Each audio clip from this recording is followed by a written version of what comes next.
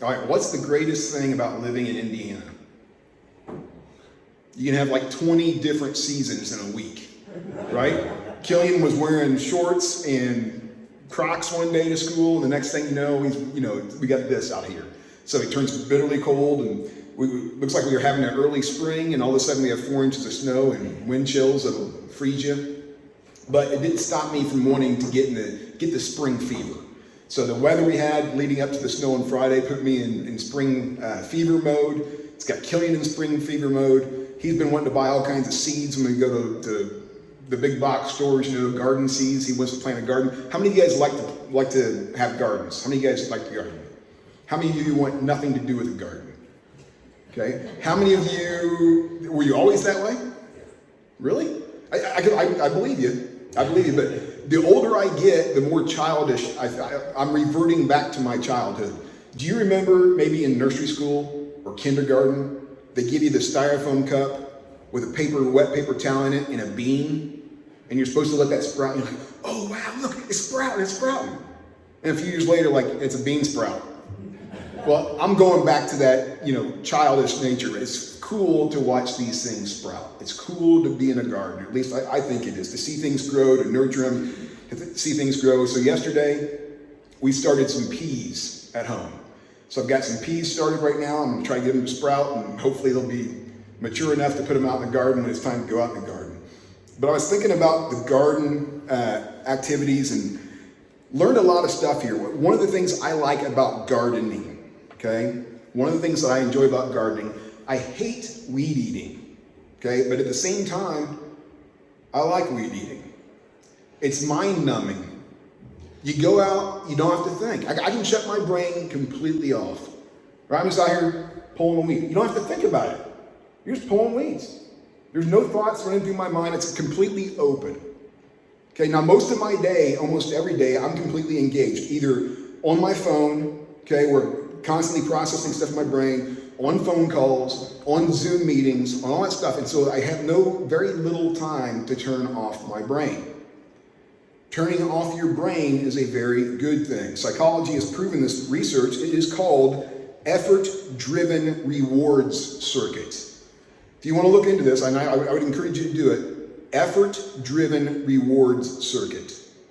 And the basic premise of this effort-driven reward circuit has to do with the benefit of being able to turn off your brain while engaged in a physical activity. Okay, while engaged in a physical activity. You can turn off your brain engaged in a physical activity, in particular, those physical activities that involve your hands. Okay, now there's all kinds of different physical activities that encourage this, but one of them is gardening. If you're out in a garden, you're using your hands. Don't have to think, just have to use your hands. If you're crocheting, you're good at crocheting. Don't have to think, just use your hands. Okay, maybe, I can't speak for you, maybe playing guitar, at some point in time, you may just be able to play a guitar and not even think. I don't know. Maybe that's the case. All that stuff leads to health benefits, emotional benefits. According to studies, do you know who the most depressed generation is right now? Who would you think? Who would you think is the most depressed group of people? Boomers. The boomers. It's got to be the elderly, right? Got to be the elderly. No, that's not the case. Today, adolescents aged 12 to 17 years old have the highest rate of major depressive episodes, followed by young adults 18 to 25 years old. Now let's just stop and think about this for a second. Based on the effort-driven reward circuit, why do you think this might be the case? Social media. Social media is certainly a cause. Why? Brain never shuts down. Brain never turns off. Okay, we live today in a world of pushing buttons. I can push the button and make it happen. 40 years ago, you weren't pushing a button on the microwave popcorn machine, or microwave to make popcorn. 40 years ago, you had to make popcorn. I make popcorn on a Whirly Pop at home. Okay, it's a brainless activity. I don't think about it. I turn on the stove, I put the oil in, put the popcorn in, and I just spin my Whirly Pop. And for too long, I've got popcorn. But I'm allowed to shut my brain off. Today, we have buttons for everything. We're on our iPhones, pushing buttons. Brain never turns off. In the olden days, you wanted to wash your car, what'd you do? You washed your car. You went outside, you could bucket, it's brainless activity. You're washing down the truck, you're washing down the car, whatever it is. Today, you go through the drive-through car wash. Right? It's a different society we're in. Other brainless activities that provide health and happiness. My wife's going to slap me for this one. Cleaning the house. Now, I don't know that it provides happiness, but while you're engaged in cleaning, you're not really thinking about, there's some more dust. It's a kind of a mind-numbing thing. It is in those points of our lives where we're not engaged in mental activity that the Lord speaks to us, that we have time to talk to the Lord. Okay? I love to hunt. I love hunting, deer hunting. You guys know that. Is that a brainless activity? I will pray when I'm hunting, but no. My mind is completely on edge the whole time I'm hunting. What's that? I heard that. Where's the deer? Where's the deer? I'm constantly mentally engaged. Bass fishing, on the other hand, if you guys like to fish, bass fishing, mind-numbing. Cast, reel.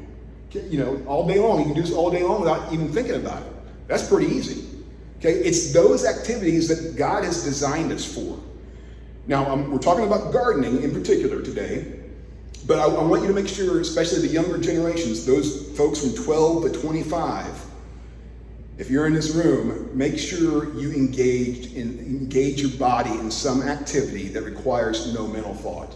Now, I'm not talking about TikTok. Okay, I'm not talking about social media.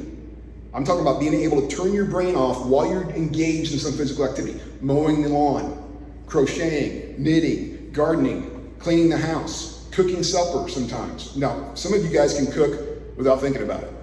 Me, I gotta look at a recipe, I gotta figure this out, it's stressful to make all these measurements. That's not the same for us. Some people can do it without thinking. Okay, so engage your body into something where you don't have to think, and then the Lord can speak to you and move in you. Now, today, I reread a chapter here recently, and it never dawned on me before. In the beginning, God created man, right? He created Adam. What was Adam's job? Take care of the garden. To take care of the garden. Now, are we talking about a little small vegetable garden? That wouldn't be an all-day job, would it? Be something bigger than that. It'd have to be a bigger garden, nicer garden to tend to that garden. You would think it's going to be a bigger thing, not like a 4x4 raised bed. Okay, we're talking about lots of work for Adam to do. And what did God do? He walked with Adam. He talked with Adam out in the garden. At some point in time, Adam started doing this stuff, effort-driven reward circuit. He's just gardening. Oh, here comes God. Hey, God, what's going on? Oh, yeah. And you have a conversation while you're gardening. He didn't have to think about it, but that was Adam's role. That was Adam's role, right there, Genesis 2:15. We're going to fast forward to John, and if you want to open your Bibles and read along, you're more than welcome to. We're going to fast forward to John chapter 20. John chapter 20. And I reread this one, and I've read it many times, and all of a sudden something stood out to me that never stood out before. Maybe it'll be the same for you. So John chapter 20. Early on Sunday morning, while it was still dark, Mary Magdalene came to the tomb and found that the stone had been rolled away from the entrance. She ran and found Simon Peter and the other disciple, the one whom Jesus loved. She said, "They have taken the Lord's body out of the tomb, and we don't know where they have put him." Peter and the other disciple started out for the tomb. They were both running, but the other disciple outran Peter and reached the tomb first. He stooped and looked in and saw the linen wrappings lying there, but he didn't go in. Then Simon Peter arrived and went inside. He also noticed the linen wrappings lying there, while the cloth that had covered Jesus' head was folded up and lying apart from the other wrappings. Then the disciple who had reached the tomb first also went in, and he saw and believed. For until then they still hadn't understood the scriptures that said Jesus must rise from the dead. Then they went home. Mary was standing outside the tomb crying, and as she wept, she stooped and looked in. she saw two white-robed angels, one sitting at the head and the other at the foot of the place where the body of Jesus had been lying. "Dear woman, why are you crying?" the angels asked her. "Because they have taken away my Lord," she replied, "and I don't know where they have put him." She turned to leave and saw someone standing there. It was Jesus, but she didn't recognize him. "Dear woman, why are you crying?" Jesus asked her. "Who are you looking for?" She thought he was the gardener. "Sir," she said, "if you have taken him away, tell me where you have put him, and I will go and get him." "Mary," Jesus said. She turned to him and cried out, "Rabboni," which is Hebrew for teacher. I've read this many times, and I've never connected the polka dots. Not once have I ever connected the polka dots, till recently. Why didn't Mary recognize Jesus? She thought he was the gardener. Well, number one, she wasn't expecting to see Jesus. Okay, that's a good one. Number two, he'd been beaten and whipped, and maybe he was all dirty and yucky looking, and she thought maybe he had to be a laborer, a general laborer, so maybe he was the gardener. But this is the one that stuck out to me. God created the garden. God put man in the Garden of Eden, right? The devil deceived the woman in the Garden of Eden, okay? Mary, right here, assumes that Jesus is a gardener, meaning the tomb in which Jesus was buried had to be a large enough garden to warrant a gardener. Not a 4x4 raised bed, right? Not the small little flower garden we have out in front of the church. We're talking about a huge garden. That was not uncommon. Many kings in those days would have large royal gardens. They had the tombs in the gardens. Right? Last night, Roxanne and I were watching a YouTube video of West Baden Hotel and their beautiful gardens they have. Now, of course they have a gardener, right? You go to any of these large facilities and they've got full-time gardeners. Basically, Mary is pointing out the fact that where this tomb was, that Jesus was buried in, was large enough to have required a gardener. Okay? In the beginning, God creates the garden. He's the master gardener. He tells Adam, "You're going to tend to the garden." Jesus, on the greatest day in history, rises from the dead, rolls away from the stone, rises up from the grave, and he is in the midst of a garden. In Garden of Eden, the woman was deceived. In this garden, it was the woman who first saw the blessing of the risen Lord and Savior. Okay, the first Adam, you have the first Adam, you have the second Adam, right? You got Jesus coming back. He's the master gardener. And he will walk with us and he will talk with us when we allow ourselves to be engaged in a physical activity, the effort-driven reward circuit, where we can actually listen to him. That's the whole point of open worship at times. When we have open worship every Sunday, some of us use that time wisely to turn off our brain, to open up our hearts to the Lord. Many of us, because God created us in his image, he wants us to be physically active. We can have conversations while we're working. How many of you guys like to work alone? How many of you prefer working with somebody else? Why?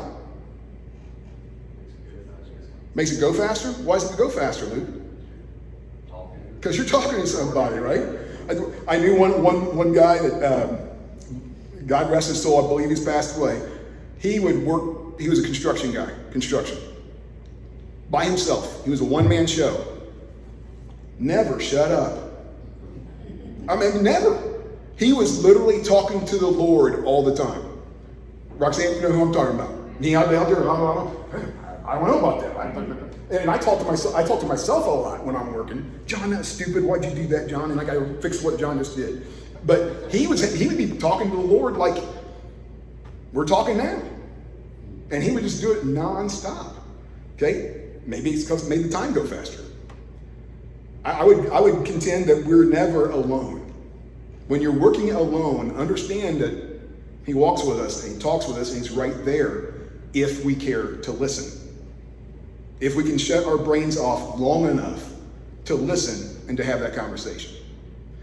The fact that we have a garden in the beginning and we have a garden when Jesus rises just blows my mind. The interconnectedness of all this. Okay? Only God could have put all this together and connected the polka dots. Okay? We had our fall from grace out of the garden, and we got a resurrection in the garden. Okay? The Alpha and the Omega, right there. It's perfect. Perfectly written, perfectly done. I just want to, again, whatever that activity may be, maybe you want to garden, maybe you don't. Garden, crochet, paint. One of the reasons why I like painting, one of the reasons why I don't dislike painting. Let's put it that way. I don't dislike painting. It's mind-numbing. I don't have to think about it. Huh? I can talk all day long. I can do all that stuff. I don't have to think. Now, driving, many times, a lot of us get to that point in time. I'm sure Mike's there. You don't have to think to drive.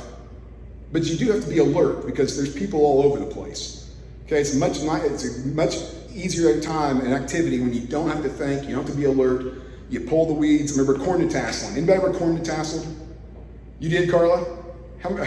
For Tipton? Where were this? Okay. We used to go, for you guys that don't know what corn tasseling is, absolute worst job on the planet, or one of the worst jobs on the planet.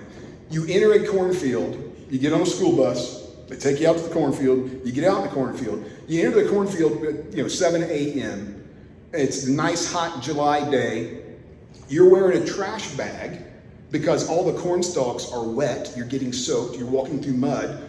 By 10 o'clock, you got the trash bag off and it's 1,000,000 degrees outside. And all you're doing, you're pulling tassels out of seed corn. And it looks like this. Literally. There's no thinking at all in it. If you do this, I did it for 4 years. Didn't have to think about anything. You just grab tassels and go.